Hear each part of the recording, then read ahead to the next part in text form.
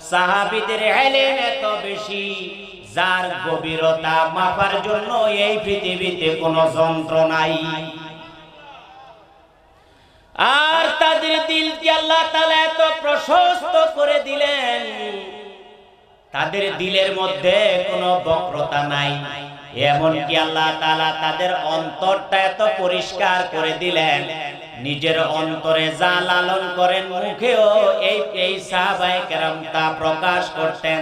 আমরা অনেক সময় বাসায় মেহমান আসলে বলি যে ও আসছেন না, আচ্ছা আচ্ছা ঠিক আছে ভালো হয়েছে, কিন্তু অন্তর বলে ও একটু পরে আসলেও হইতো, এক সপ্তাহ পরে আসলেও হইতো।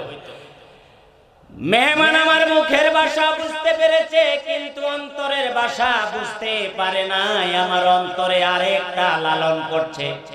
কিন্তু সাহাবায়ে কেরাম এমন মানুষ, তাদের মুখের ভাষা যেমন ছিল, হাদিসে